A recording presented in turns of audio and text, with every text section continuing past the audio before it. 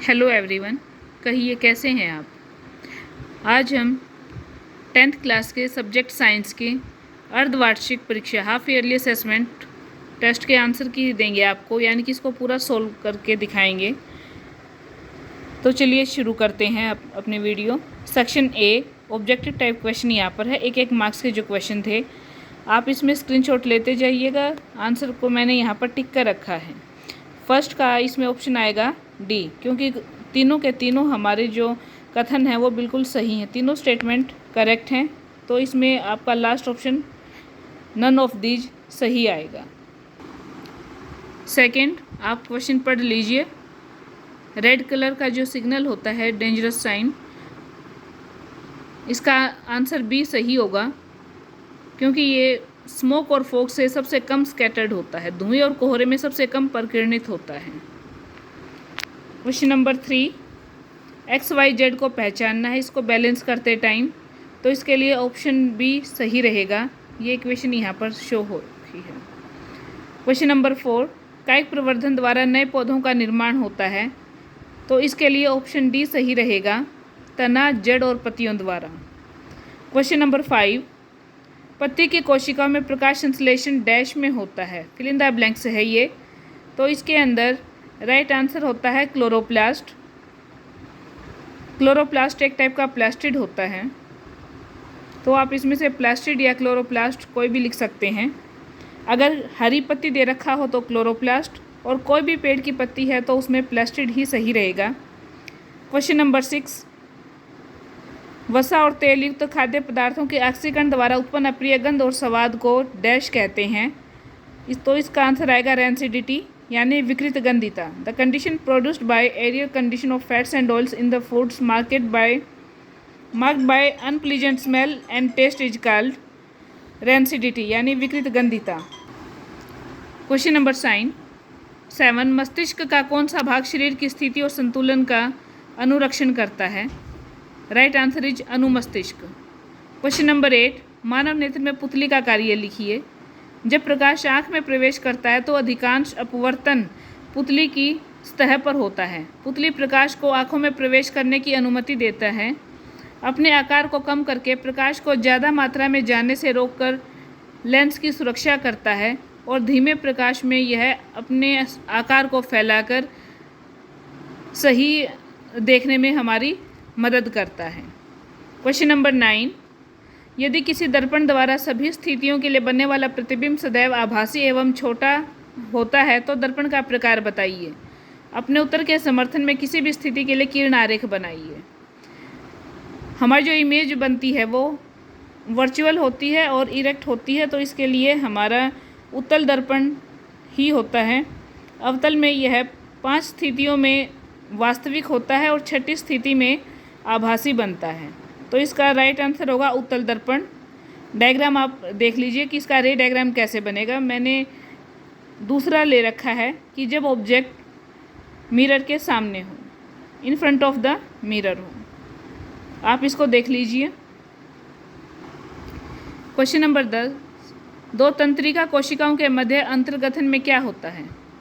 Synapse इस स्थान को कहा जाता है कि जो दो तंत्रिका कोशिकाओं के बीच में स्थान होता है उसे अंतर्गठन यानी सिनेप्स कहा जाता है, और यह सूचना को रासायनिक या विद्युत संकेतों के रूप में एक तंत्रिका से दूसरी तंत्रिका तक भेजता है। एक तंत्रिका कोशिका से दूसरी तंत्रिका कोशिका तक मैसेज को कन्वे करता है इलेक्ट्रिक सिग्नल्स के फॉर्म में, और इस टाइप से जो मैसेज है वो सेंड कर दिया जाता है, यानी कि दो तंत्रिका कोशिकाओं के बीच में संदेश को भेज दिया जाता है।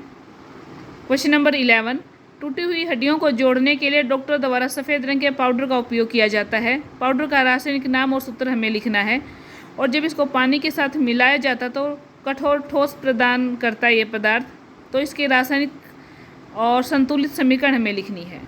तो ये होता है हमारे पास प्लास्टर ऑफ पेरिस। इसका फॉर्मूला होता है हमारे पास CaSO4 ½ H2O। इसका रासायनिक नाम होता है कैल्शियम सल्फेट हेमीहाइड्रेट, और जब इसको पानी में मिक्स करते हैं तो ये 1.5 वाटर को एब्जॉर्ब करके CaSO4 2H2O यानी जिप्सम को बनाता है। सेक्शन सी आ जाता है हमारे पास 3 मार्क्स क्वेश्चन। क्वेश्चन नंबर 12, 2 ग्राम फेरस सल्फेट क्रिस्टल को शुष्क प्रखनली में गर्म किया जाता है। फर्स्ट हमें बताना है कि ऑब्जर्वेशन इसमें क्या आपने किया। नंबर 2, आपको रासायनिक विक्रिया के प्रकार का नाम बताना है। और नंबर 3, बैलेंस केमिकल इक्वेशन आपको लिखना है।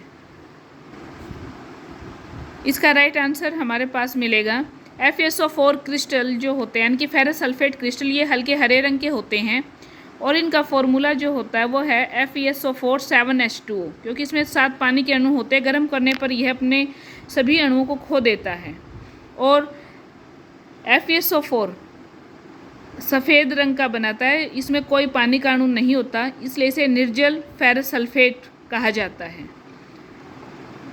उसके बाद अगर आप इसको और ज़्यादा गर्म करते हैं, हल्का गर्म करने पर ये अपने पानी के अणु को खोता है और स्ट्रोंगली हीट करने पर ये Fe2O3 यानी ferric oxide, SO2 sulphur dioxide plus SO3 यानी सल्फर ट्राइऑक्साइड में यह वियोजित हो जाता है, विखंडित हो जाता है और ये ऊष्मा को अवशोषित करके होता है। इसलिए इस ऊष्मा अभिक्रिया का जो प्रकार है वो होगा ऊष्मा शोष्य विक्रिया और अधिक करने पर यह वियोजित हो जाता है, इसलिए वियोजन अभिक्रिया इसका सही आंसर होगा। क्वेश्चन नंबर 13, वृषण, शुक्राशय और प्रोस्टेट ग्रंथि की क्या भूमिका है? आप इसका आंसर देख लीजिए।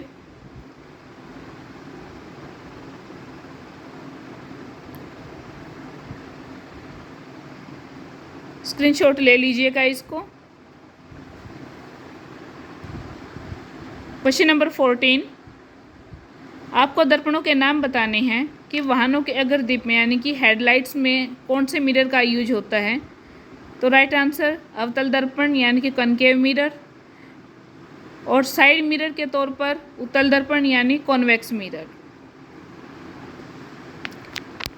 इसका सेकेंड पार्ट है, प्रकाश वायु से 1.50 अपवर्तनांक की कांच की स्लैब में प्रवेश करता है, कांच में प्रकाश की चाल कितनी होगी, जबकि निर्वात में प्रकाश की चाल 3 × 10⁸ मीटर पर सेकेंड है।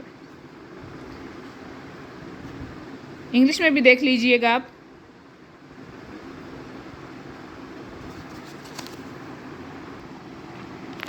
यहाँ पर इसका सॉल्यूशन दे रखा है, इसको नोट कर लीजिएगा या स्क्रीनशॉट लेकर सेव कर लीजिएगा। अगर कोई चीज़ समझ में ना आए तो आप कमेंट करके पूछ सकते हैं।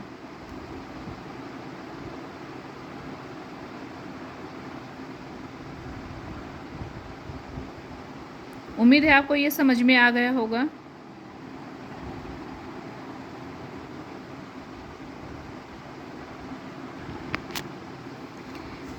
अथवा में जो क्वेश्चन है हमने उसको भी सोल्व किया है कि आपके पास एक अवतल दर्पण है जिसकी फोकस दूरी 20 सेंटीमीटर है।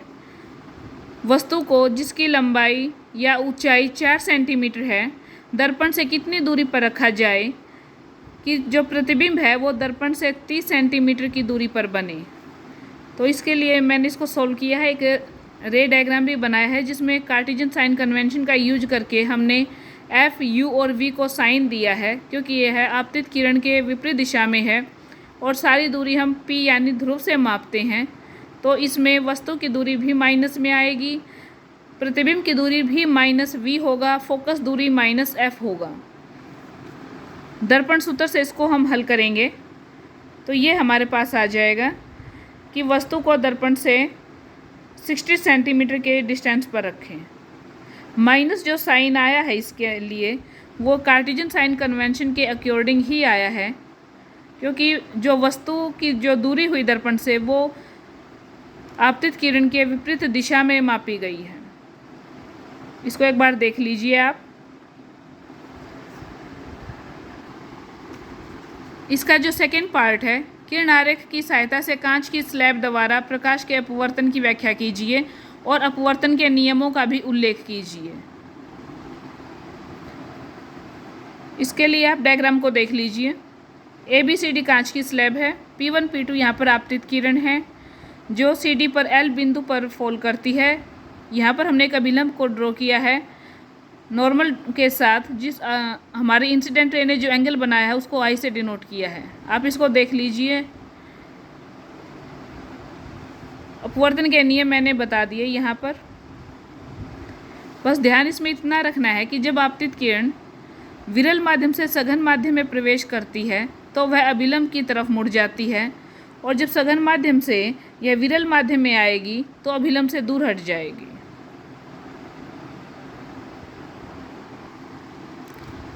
फिफ्टींथ क्वेश्चन हमारे पास है, ग्लूकोज के ऑक्सीकरण से भिन्न जीवों में ऊर्जा प्राप्त करने के विभिन्न पथ क्या हैं, और हमारे शरीर में वसा का पाचन कहाँ और किस प्रकार होता है, यह आप देख लीजिए।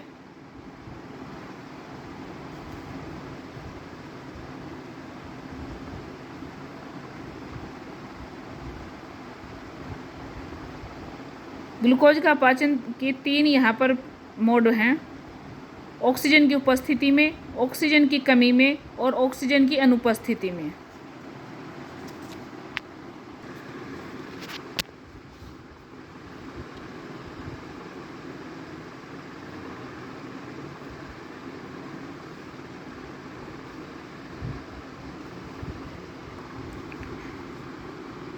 अथवा में जो क्वेश्चन है उसमें है मानव में मूत्र निर्माण किस प्रकार होता है, और सेकंड पार्ट है वृकाणु की संरचना का नामांकित चित्र बनाइए।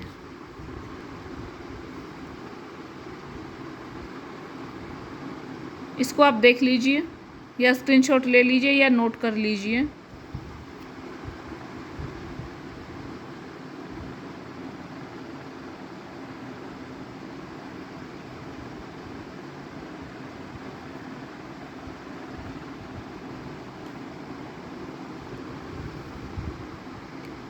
ये वृकाणु की संरचना है, डायग्राम को अच्छे से देख लीजिएगा।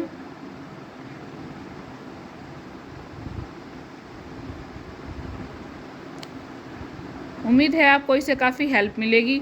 अगर कोई ऐसी बात है जो आपको समझ में नहीं आई है तो कमेंट करके ज़रूर बताइएगा। धन्यवाद।